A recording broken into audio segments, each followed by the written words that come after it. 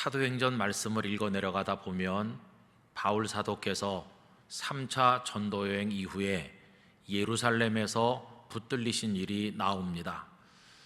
바울 사도는 그 이후 가이사라로 이송이 되었고 그곳에 한 2년쯤 구류되어 있었습니다. 그때가 대략 57년에서 59년 사이로 생각이 되고 있습니다. 그런데 그때 가이사라에는 벨릭스라는 로마 총독이 있었습니다. 이 벨릭스 총독은 52년에서 60년까지 재임했던 사람입니다. 그러니까 바울이 그곳에 머물다가 황제에게 재판을 받기 위해서 로마로 떠나고 나서 아마도 그 이듬해쯤 벨릭스는 그곳을 떠났으리라 짐작을 할 수 있습니다.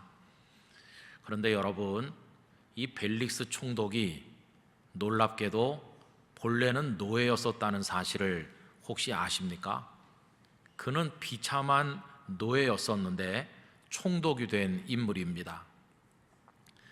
우리는 로마 시대에 살지도 않았고 또 노예 제도가 얼마나 비참한지 그저 짐작만 하고 있을 뿐이지 잘 알지는 못합니다. 그런데 여러 기록에 보면 특별한 재주가 있던 노예들은 어느 정도 대접을 받았다고 합니다. 그러나 대부분의 일반 노예들은 짐승보다 못한 처우를 받으면서 고통받았고 별 잘못을 하지도 않았는데 그 벌이 너무 중했고 어떤 때는 무고하게 학살을 당하는 경우도 많이 있었다고 합니다. 61년에 페다니우스 세쿤두스라고 하는 사람이 로마의 행정장관이었었는데 이 사람이 노예에게 살해당하는 사건이 발생했습니다. 당시 로마 황제는 네로죠. 네로는 분노해서 그 세쿤두스의 집에 있는 나머지 노예들 400여 명을 남녀노소를 막론하고 공동 책임을 지워서 무자비하게 처형하였습니다.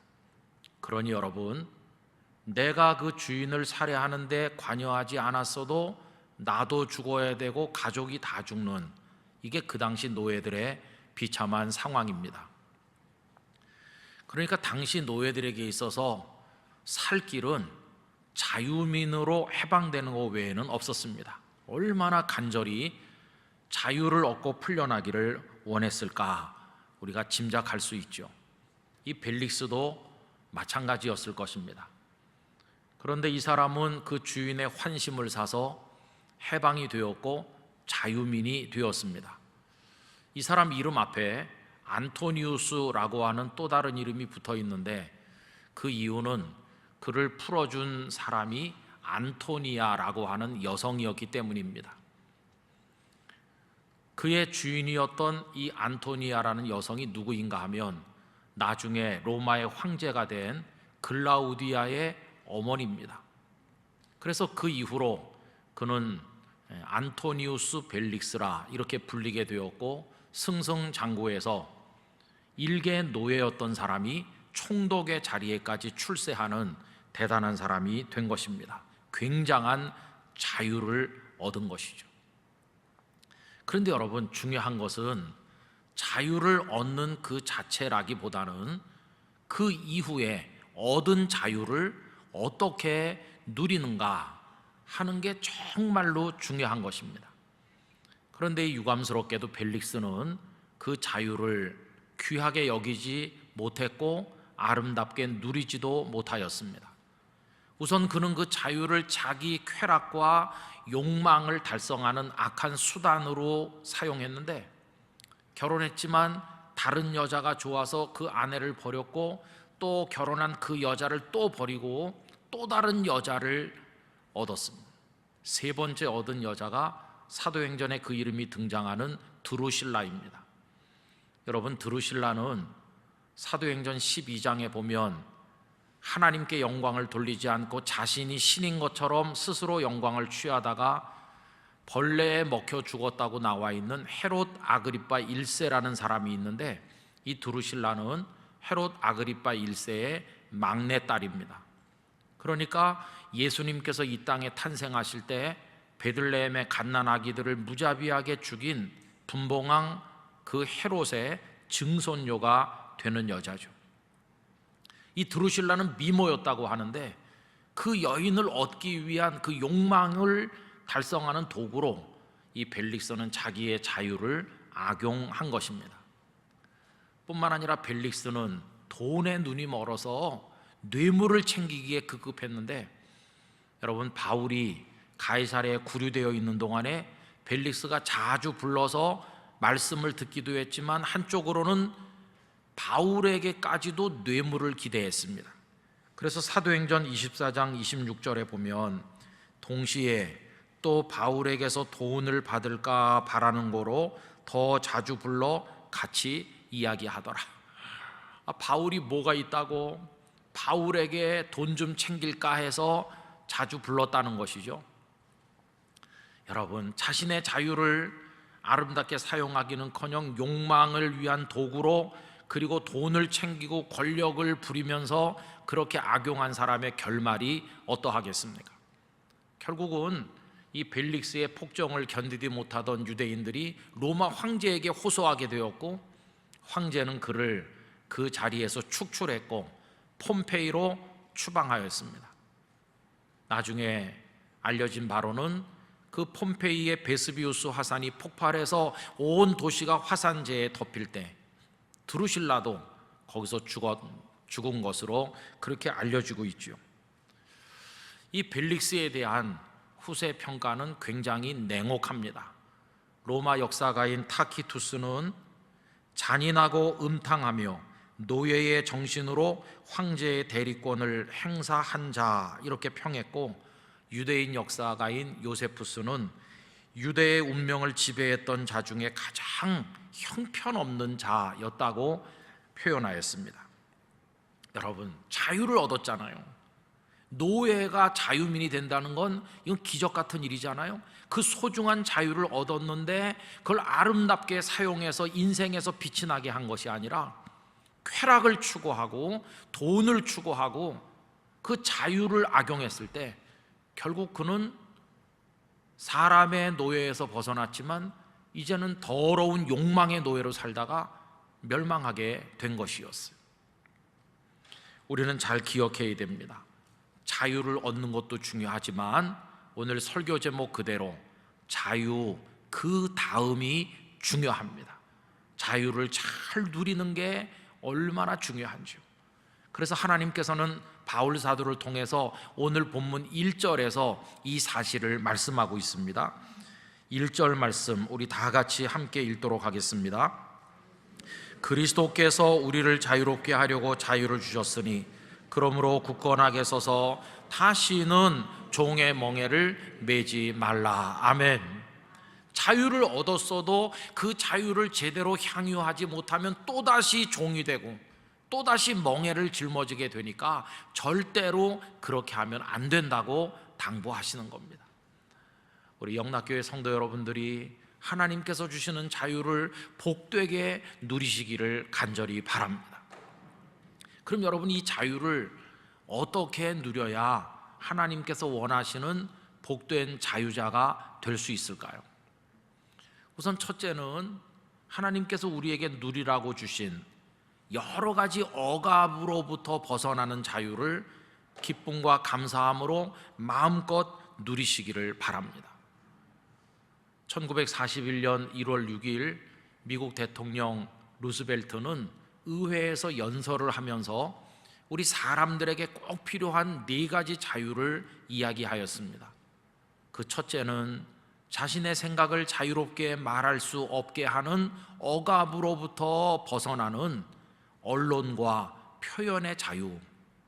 두 번째로는 하나님을 마음껏 믿지 못하도록 하는 그 억압에서부터 벗어나는 신앙의 자유. 그리고 세 번째로는 인간답게 살지 못하도록 억압하는 여러 가지 결핍으로부터 벗어나는 자유. 마지막은 심리적으로 불안케 하고 두렵게 만드는 여러 억압에서부터 벗어나는 그 공포로부터의 자유. 이렇게 4가지 자유를 이야기했어요. 여러분, 이런 정치, 사회, 경제, 심리적인 자유가 우리 대한민국이 다 누려야 될 자유죠. 저는 대한민국 국민들이 이 자유를 언제까지라도 세상 끝날까지 풍성하고 완전하게 누리기를 원합니다. 우리 국민들이 이 자유를 침해당하지 아니하도록, 어떤 이유로도 이 자유가 침탈되지 않도록 기도해야만 될 것입니다. 그래서 그것을 위해서 우리는 이 땅을 자유민주주의 국가로 지켜나가야만 되는 것입니다. 그런데 성경을 읽어보면 이런 정치, 경제, 사회, 심리적인 여러 가지 억압들이 왜 나타나게 되는가? 그 근원적인 억압에 대해서 말씀하면서 하나님께서는 그 근원적 억압으로부터 우리를 구원하시는 분이라고 말씀하죠. 이런 현상들이 나타나는 밑바닥에 있는 근원적인 억압이 뭔가? 첫째는 죄가 우리를 짓누르고 있고, 두 번째로는 그 죄로 인한 사망의 고통이 우리를 억누르고 있고, 그리고 그 다음에는 이 모든 것을 가지고 우리를 고통스럽게 만드는 악한 사탄이 존재하고 있습니다. 그런데 하나님께서는 우리들을 거기서부터 건져 주신다는 것입니다. 아담과 하와 이후로 모든 사람은 다 죄인이 됐습니다. 그 죄로 인해서 우리는 죽음의 고통에 떨어지게 됩니다. 그리고 사탄에게 눌려 살고 있죠. 거기서 벗어나야 되는데 우리는 아무리 노력을 해도 거기서 벗어날 수 없습니다. 다시 말하면 우리 스스로의 노력으로 구원에 이를 수 없는 절대 무능력자입니다. 여러분, 어떤 사람들은 이걸 잘 알지 못해요. 그래서 자신이 노력을 하고 애를 쓰면 뭔가 할 수 있을 것처럼 생각을 하면서 인간의 가능성을 믿는 인본주의자들이 있는데, 이들이 바로 율법주의자가 되는 것입니다. 여러분, 유대인들은 할례를 받고 율법의 조항을 다 지키면 의를 얻어서 구원에 이른다고 생각했지만 그렇지 않습니다. 율법 조항을 들여다볼 때마다 너는 이것도 어겼고 저것도 범했기 때문에 죄인이라고 하는 사실만 우리에게 각인시켜 줄 뿐이지 그것을 통해 구원에 이를 사람은 아무도 없는 것이. 그래서 로마서 3장 10절은 이방인은 말할 것도 없고 율법을 철저히 지킨다고 자부하는 유대인까지 다 포함해도 의인은 한 사람도 없다, 스스로 구원에 이를 사람은 한 사람도 없다고 선언하고 있습니다. 여러분, 그러면 이 죄로부터, 사망으로부터, 사탄의 손에서부터 벗어나 구원받을 수 있는 길은 무엇인가? 딱 하나밖에 없는데 하나님의 은혜로만 되는 것입니다. 하나님의 은혜만이 우리를 구원하는 것입니다.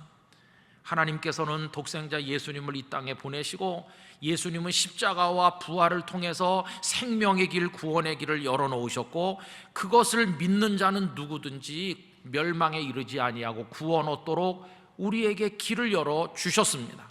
하나님께서는 예수님 안에 구원의 은혜를 가득 담아 선물로 우리에게 보내주셨고, 그분을 믿는 자는 구원을 얻게 하여 주신 것입니다. 이거밖에는 구원의 길이 없습니다. 이 바울 사도가 갈라디아서를 쓰면서 가슴이 터질 만큼 답답한 이유는 뭐냐 하면, 이 은혜의 복음으로 구원을 받은 사람들이 어찌 된 일인지 다시 자꾸 옛날로 돌아가려고 하는 걸 볼 때 너무도 안타까워서 이 갈라디아서를 기록한 것입니다. 은혜로 구원받았으면 기뻐하고 감사하면서 성도답게 살면 되는데, 어떤 이들이 예수님만 믿어서 구원받는 거 조금 이상하지 않느냐, 아무것도 한 것도 없이 거저 받는 거 죄송하기도 하고 뭔가 부족해 보이지 않느냐, 사람들이 흔들렸어요. 그래서 예수님도 믿어야 되겠지만 사람이 할 일도 해야 된다고 하면서 할례도 받아라, 율법도 지켜라, 이렇게 하니까 한 손에는 예수님의 은혜, 한 손에는 인간의 노력, 절반의 은혜와 절반의 자기 수고, 이거 붙여가지고 구원 얻는 줄로 생각하는 거죠. 그럼 여러분, 율법의 그 많은 조항을 다 지키려고 하면, 처음부터 불가능했던 것을 다시 지키려고 하면 무거운 멍에를 또다시 짊어지는 것이고, 아까 읽은 1절 말씀처럼 그리스도께서 우리를 자유롭게 하셨는데 어리석게도 또다시 율법의 멍에를 매는 종의 자리로 떨어지는 게 아닙니까? 그래서 바울은 오늘 말씀 속에서 그렇게 해가지고는 안 된다는 걸 경고하고 있는 거죠. 여러분, 오늘 말씀 2절에서 4절까지를 보시기 바랍니다. 보라, 나 바울은 너희에게 말하노니 너희가 만일 할례를 받으면 그리스도께서 너희에게 아무 유익이 없으리라. 내가 할례를 받는 각 사람에게 다시 증언하노니 그는 율법 전체를 행할 의무를 가진 자라. 율법 안에서 의롭다 함을 얻으려 하는 너희는 그리스도에게서 끊어지고 은혜에서 떨어진 자로다. 이렇게 말씀하셨어요. 여러분, 스스로 노력을 해야 된다고 생각하는 사람들은요, 이 하나님의 구원이 얼마나 값지고 놀라운 것인지를 모르는 사람들이죠. 그냥 어느 정도 내가 노력하면 손에 넣을 수도 있는 것처럼 생각하기 때문에 그런 생각을 하는 거죠. 아예 애초부터 내 노력으로 닿을 수 없는 곳에 있다는 걸 알면 이런 어리석은 시도는 하지 않을 게 아니겠어요. 보도에서 보셨겠지만 코로나 때문에 쿠데타로 인해서 어려운 미얀마가 더 많이 어렵다는 거 우리 보고 있습니다. 사람들이 산소통을 들고 나와서 쭉 줄을 서서 집에 있는 중증 환자에게 그 산소를 공급해 주려고 애태우면서 서 있는 그런 뉴스를 보셨잖아요. 전 그거 보면서 산소를 얼마씩이나 주고 채워가는지 알 수 없지만 또 며칠 쓰면 또 떨어져서 또 가지고 나와야 되는데, 하나님께서 우리에게 태어나서 하늘나라 가는 그날까지 완전 공짜 산소를 마음껏 마시게 하셨어요. 여러분, 좀 심호흡을 심하게 한다고 하나님이 야단칩니까? 아닙니다. 제가 오늘 하나님 이름 팔아서 좀 인심을 써보려고 하는데요, 이따 끝나고 나가시면 마음껏 들이마시시기 바랍니다. 산소 완전 공짜입니다. 완전 공짜. 이거 돈 주고 사서 마시게 했으면 거의 다 죽었을걸요. 그리고 하나님께서 매년 10%씩 올리시고 그러면 다 죽었을걸요. 그런데 이 생명과 같은 이 산소를 하나님은 완전히 거저 주시잖아요. 왜 거저 주십니까? 우리 능력으로 살 수 없거든요. 너무 귀한 것이죠. 하나님의 구원은 노력으로 닿을 수 있는 데 있는 게 아닙니다. 예수님의 십자가를 통해 우리 죄를 씻으시고 형벌을 담당하시고 부활을 통해 죽음에서 생명으로 옮기시고 하나님의 나라로 우리를 인도하시고 사탄의 손에서 건져 아버지 하나님의 아들과 딸이 되게 하셨잖아요. 이게 우리 노력으로 될 수 있는 게 아니거든요. 그래서 여러분, 이거 어떻게 얻나? 성령 안에서 믿음을 가지고 하나님 바라보면서 그 은혜를 믿는 믿음으로만 되는 것이에요. 그래서 오늘 5절과 6절이 바로 그 말씀인데, 제가 6절만 읽어보면요, 그리스도 예수 안에서는 할례나 무할례나 효력이 없다. 할례 받았네 안 받았네 이런 거가 중요한 게 아니고, 그 다음에 뭐라고 했나요? 사랑으로서 역사하는 믿음뿐이니라. 우리 영락교회 성도 여러분, 이 믿음으로 은혜로 주시는 하나님의 구원을 누리시기를 바랍니다. 죄의 억압으로부터 벗어나시고 죽음의 억압으로부터 해방되시고 사탄의 손에서 벗어나셔서 완전한 하나님의 자녀로 자유를 누리시기를 바라는 것입니다. 이 은혜 안에 거할 때 진짜 자유가 거기 있어요. 우리가 은혜로 살지만 우리라고 완벽하게 살진 않지 않습니까? 우리도 범죄하고 또 실망하죠. 넘어지죠. 그래도 우리는 두려워 떨지 않아요. 율법을 지켜야 된다고 생각하는 사람 벌벌 떨지요. 그러나 왜 우리는 편안할 수 있습니까? 우리의 연약함을 아시는 하나님께서 우리를 다 대속하시고 구원하시는 거 알기 때문에, 내가 연약할수록 나를 더 사랑하시는 하나님의 은혜를 알기 때문에 우리는 평안한 것입니다. 참 자유는 은혜 안에만 있다는 걸 우리 기억해야만 될 것입니다. 그래서 다시 교만하고 다시 어리석어서 또다시 종의 멍에를 매는 어리석은 자리에 떨어져서는 절대로 안 되고, 이 하나님께서 벗겨주시는 그 멍에들을 다 벗고 하나님의 자유를 마음껏 누리시는 우리 영락교회 성도들 되시기를 바라는 것입니다. 이게 첫째입니다. 자유를 누리는 방법 첫 번째. 그 다음에 두 번째로, 우리가 성숙하게 자유를 누리기 위해서는요, 하나님께서 주신 자유를 내가 반납하거나 자원하여 포기할 수 있는 자유, 그거를 또 배워야만 된다는 것입니다. 자유를 가지고 있는데 더 큰 목적과 더 아름다운 가치를 이루기 위해서 그 자유를 사용하지 아니하고 기꺼이 포기할 수 있는 자유를 배워야 된다는 것입니다. 아니, 자유를 포기하면 슬플 거 아닌가? 아니요. 더 큰 가치를 위해서 자원하는 마음으로 포기할 때는 오히려 기쁨과 감격이 있는 것입니다. 그럼 더 큰 가치가 뭘까요? 그것은 사랑입니다. 사랑을 이루기 위하여 나의 자유를 포기하겠다. 여러분, 그 모델은 예수님이십니다. 우리 예수님은 우리를 사랑하시죠. 우리를 구원하고자 하시죠. 그걸 위해서 하나님의 영광스러운 그 보좌의 자리를 포기하셨어요. 이 땅에 오셨어요. 미움과 사람들의 욕설을 받으시면서 마지막엔 십자가까지 지시고 고난당하셨는데, 당신께서 다 스스로의 영광과 권리를 포기하시고 무엇을 위해서? 우리를 사랑하시기 위해서. 그래서 우리들의 구세주가 되셨습니다. 이게 예수님께서 보여주신 아주 기가 막힌 아름다운 모습 아닙니까? 우리 성도는 그걸 배워야 되는 거죠. 그래서 그걸 잘 배운 또 한 분의 우리 선배가 바울 사도이시죠. 그분이 살 때 고린도 지역에 시장에 나가서 고기를 사면 이게 다 우상에게 제물로 바쳤다가 다시 흘러나와서 시장에서 팔리는 겁니다. 그걸 사다 먹으면 우상에게 드려졌던 제물을 내가 먹는 게 되는 거죠. 그래서 어떤 성도들은 그거 먹어도 되나 마나 마음에 고민했어요. 내가 그래도 하나님을 믿는 사람인데 우상에게 바쳤던 고기를 이거 먹어서 부정해지는 거 아닌가? 깨림칙하다 이러면서 잘 못 먹는 사람이 있었습니다. 그런데 어떤 사람들은 그걸 초월했어요. 아니, 그 우상이 그게 뭐냐? 실체가 있느냐? 실체가 없다. 돌멩이나 나무로 깎아 만든 건데, 그 사람들이 몰라서 어리석어서 그 앞에 가져다 놨다가 다시 가져온 건데, 그 사람들 몰라서 그렇지. 이것도 다 하나님께서 주신 음식인 줄로 알고 감사하면서 먹으면 되는 거다. 그런데 매이지 않고 자유롭게 고기를 먹는 사람들도 있었거든요.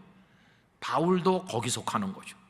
식사 자리가 펼쳐졌는데 고기를 차려놨는데 바울 사도께서 고기를 먹으려다 보니까 못 먹는 사람들이 눈에 보이는 거예요.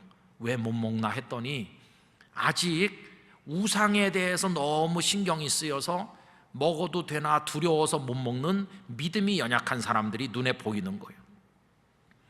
그때 바울은 자기의 식도락을 위해서 고기를 먹는 게 아니라 먹지 못하는 이들의 불편한 마음을 배려하는 마음으로 고기 먹는 걸 포기하는 거죠. 먹을 수 있는 믿음도 있고 먹을 수 있는 자유도 있지만 다른 형제들을 사랑하는 차원에서 고기 먹는 걸 포기한다. 한 끼 안 먹는 게 아니었어요. 여러분, 놀랍게도 고린도전서 8장 13절에 보면 이렇게까지 말해요. 그러므로 만일 음식이 내 형제를 실족하게 한다면 나는 영원히 고기를 먹지 아니하여 내 형제를 실족하지 않게 하리라. 평생 고기 안 먹어도 내 형제 자매들을 위할 수만 있다면 그렇게 하겠다. 여러분, 자유를 형제 자매를 위하여 포기하지 않습니까? 그렇게 할 때 바울 사도의 신앙은 완성으로 다가서는 것이고 그분의 자유는 성숙되어 간 것을 우리가 깨닫게 됩니다. 성도 여러분, 그래서 오늘 그리스도인으로서 이 자유를 아름답게 누리려면 두 가지가 다 필요합니다. 하나님께서 억압으로부터 우리를 풀어주시 그런 자유들, 첫 번째 말씀드렸던 거 마음껏 누려야 됩니다. 죄로부터, 사망으로부터, 사탄으로부터 벗어나 자유하시기를 축복합니다. 그러면서 대한민국 사회가 주는 여러 자유들을 끝까지 누리게 되기를 원합니다. 그러나 동시에 우리는 내가 누릴 수 있지만 더 큰 사랑의 가치를 위해서 기꺼이 포기하는 자유까지 우리가 도달하게 되기를 원합니다. 여러분, 많은 문제들은 그 두 번째 자유를 배우지 못했기 때문에 생겨나고 있습니다. 예를 들어서 먹는 얘기를 해보죠. 어떤 사람이 먹을 게 없어서 굶어요. 그럼 불쌍하니까 사람들이 가져다 줘요. 자기도 노력했어요. 그래서 한 끼 먹다가 그 다음에 두 끼 먹다가 이제는 세 끼를 먹을 수 있는 경제적인 여건이 됐어요. 그리고 간식도 먹어요. 이제는 잘 먹어요. 누가 뭐라고 합니까? 아무 말도 안 하죠. 오히려 축하해 주죠. 그 사람의 권리고 그 사람의 자유입니다. 하루 세끼 배불리 먹고 간식도 먹고 오히려 그게 안 되는 게 불쌍한 거죠. 그런데 거기까지는 자유인데 그 다음은요. 그 다음에 이 사람이 돈을 더 많이 벌어가지고 그 다음에는 식도락가가 됐어요. 아주 고급진 음식을 찾아다니고 산에 진미를 차려놓고 매일같이 먹어요. 근데 그때는 그게 건강이나 배고픔을 면하기 위해서 먹는 게 아니라 먹기 위해서 먹는 게 되니까 그건 자유가 아니라 죄악이 되는 것이.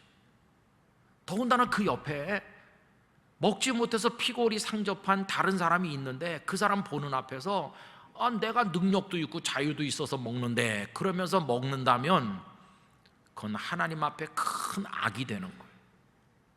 그때 이 사람이 배워야 될 자유가 뭡니까? 차려놓고 먹을 수 있는 자유도 있고 경제적 능력도 있지만 이 불쌍한 형제를 사랑하기 위하여 반찬 가지수를 줄이고 때로는 3끼 먹을 거 2끼만 먹고 간식을 포기해서라도 이 형제 자매와 같이 먹을 수 있게 되는 거, 이게 그 두 번째 자유죠. 자기 자유를, 하나님의 뜻을 이루기 위해서 형제 자매를 사랑하기 위해서 기쁨으로 포기하는 그 자유, 이 자유가 하나님께서 우리에게 요구하시는 것임을 기억해야만 될 것입니다. 여러분, 그런 자유에까지 우리가 도달하게 되기를 간절히 원하는 것입니다. 그래서 기쁨으로 배고픔의 노예가 되는 거죠. 내가 배고파서 이 사람이 먹는다면, 그래서 같이 배가 어느 정도 채워지도록 산다면 나는 기쁘다. 그걸 우리 성도들은 훈련해야만 된다는 것입니다. 오늘 광복절입니다. 그러나 슬픈 광복절입니다. 감사하고 기쁜 거야 말할 수도 없죠. 여러분, 이거 광복은 거저 얻은 게 아닙니다. 꿈같이 주신 것입니다. 아까 교동문에서도 읽었지만 시편 126편 1절 2절 여호와께서 시온의 포로를 돌려보내실 때에 우리는 꿈꾸는 것 같았다. 여러분, 이거 꿈인가 생신가 할 만큼 하나님이 거저 주신 은혜입니다. 그때 우리 입에는 웃음이 가득하고 우리 혀에는 찬양이 찼었도다. 그때의 문나라 가운데서 말하기를 여호와께서 그들을 위하여 큰 일을 행하셨다 하였도다. 하나님께서 큰 일을 행하시고 역사의 물줄기를 돌려서 우리를 해방시켜 주신 것이, 신사참배해야 되고 강제징용에 끌려가면서 수탈당하고 억압당했는데 거기서 벗어나서 만세 부르고 자유롭게 살도록 이 놀라운 해방, 자유, 이거 하나님 주셨어요. 그런데 우리가 슬프다고 하는 것은 우리는 그 이후에, 광복 그 이후, 자유를 얻은 그 이후에 이 자유를 제대로 사용하지 못했어요. 두 번째 자유를 우리는 배우지 못했습니다. 다 내 자유인데 내 맘대로 하는데 당신이 무슨 상관이냐, 이런 식으로 하면서 자기 욕망을 분출하는 수단으로 자유를 주장하니까 다 자기 욕망, 자기 생각 이렇게 쏟아놓으니까 곳곳에서 충돌하면서 급기야는 전쟁도 일어나고, 지금까지도 우리 사회는 곳곳에 갈등이 골마 터지고 서로 충돌하는 일이 얼마나 많은지. 결국 왜 그럴까요? 더 큰 선과 가치를 위하여 자기의 자유를 포기할 줄 아는 그 두 번째 자유를 우리 국민들, 우리 자신이 배우지 못해서 그렇습니다. 우리에게 필요한 지도자, 자신의 권리, 자신의 자유를 이 대한민국과 국민을 위해서 기꺼이 포기할 수 있는 그런 지도자, 그립지 않습니까? 우리 국민들도 그런 국민들이 되어야 할 줄로 믿습니다. 여러분, 할 수 있다고, 자유라고, 난 능력도 있다 그러면서 다 하는 건 성도답지 않은 것입니다. 할 수 있다고 해서 한다면 그래서 그게 다 유익한가요? 아닙니다. 고린도전서 10장 23절 24절에 보면 모든 것이 가하나 모든 것이 유익한 것은 아니요 모든 것이 가하나 모든 것이 덕을 세우는 것은 아니니 누구든지 자기의 유익을 구하지 말고 남의 유익을 구하라. 사랑을 위해서라면 너의 자유도 포기하는 법을 배워라. 이렇게 우리들에게 말씀하시는 것입니다. 진정한 자유를 얻고 대한민국이 더 더 아름다운 나라가 되고 교회들이 더 능력을 가지고 가정들이 더 행복하려면 우리가 이 두 번째 자유를 배워야 될 줄로 생각하는 것입니다. 말할 수 있는 자유가 있지만 때로는 기꺼이 침묵하고, 더 먹을 수 있는 자유가 있지만 때로는 기꺼이 굶기도 하고, 더 가질 수 있는 자유가 있지만 기꺼이 가진 것을 내주기도 하고, 하기 싫어서 안 할 자유도 있지만 대의를 위해서 기꺼이 협력하기도 하는 그런 성숙된 자유가 우리에게 필요한 것입니다. 저는 확신합니다.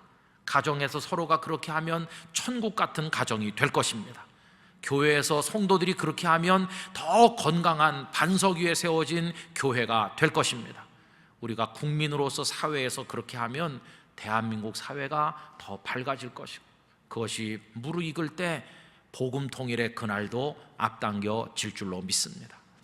오늘 나라를 사랑하는 마음으로 기도하실 때 우리 각자가 이런 차원의 결심을 하면서 우리 영락교회 성도들이 애국하는 대한민국 국민으로 살아가시게 되기를 간절히 기원합니다.